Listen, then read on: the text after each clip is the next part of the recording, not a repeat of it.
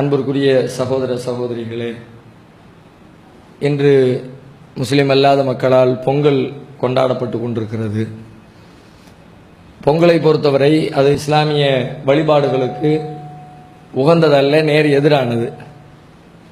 இஸ்லாத்திலே 2 பெருநாள் தினங்கள் மட்டும்தான் விழா கொண்டாடுவதற்கு, மகிழ்ச்சியான திருநாளாக கொண்டாடுவதற்கு நமக்கு வழங்கப்பட்டிருக்கிற நாட்கள்.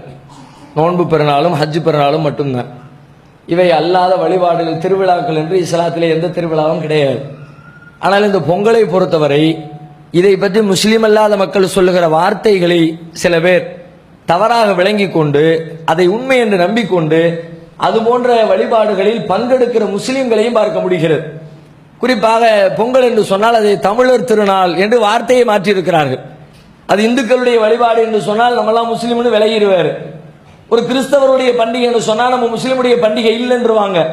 ஆனா தமிழர் திருநாள்ன்ற வார்த்தையை போட்ட உடனே நம்மளும் தமிழர்கள் தானே, தமிழனா இருக்கிற எல்லாரும் செய்ய வேண்டிய காரியம் தான் என்று இந்த வார்த்தையினுடைய விபரீதம் புரியாம அதனோடு சேர்ந்து பங்கெடுத்து பெரிய இறைவனுக்கு இணை கற்பிக்க பாவத்தில் சில முஸ்லிம்கள் விழுந்து கொண்டிருக்கிறார்கள். எனவே இது சூரியனை பகவான் என்கிறார்கள். பொங்கல் படைக்கிறார்கள். பொங்கலுடைய பின்னணி என்ன? ஓபன் பிளேஸ்ல வச்சுக்கிட்டு சூரியனுடைய வெளிச்சம் படுகிற வகையில காலங்காத்தால பொங்கலை சமைக்கிறார்கள்.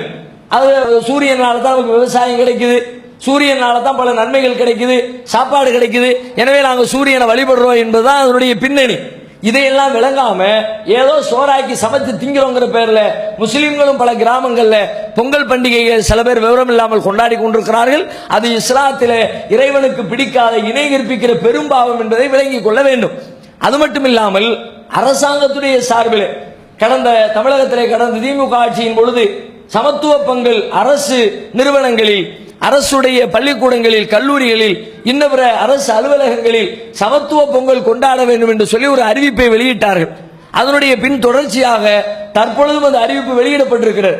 எல்லா இடங்களையும் சமத்துவ பொங்கல் கொண்டாடுங்க, அது எந்த பேரை வச்சுக்கிட்டாலும் சரி, சமத்துவமான பொங்கல் அதுக்கு வார்த்தையை வச்சுக்கிட்டாலும் இஸ்லாத்தின் பார்வையில் அது சிறுக்கான காரியம். இறைவனுக்கு பிடிக்காத, இறைவனுக்கு பெரும் கோபத்தை தருகிற, இறைவனை விட்டு விட்டு இன்னொருவரை இறைவனுடைய படைப்பை வணங்கி வழிபடுகிற ஒரு பாவத்தின் வெளிப்பாடு தான். எனவே அவர்கள் கொண்டாடட்டும், அது அவர்களுடைய பண்டிகை, அவர்கள் திருவிழா என்று நினைக்கிறார்கள்.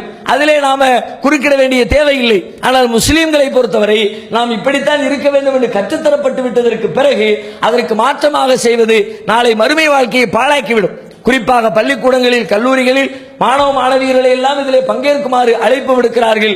சில பள்ளிகளில் இன்றைக்கு செய்திருக்கிறார்கள், இன்னும் சில பள்ளிகளில் வரக்கூடிய நாட்களில் செய்வதாக அறிவித்திருக்கிறார்கள்.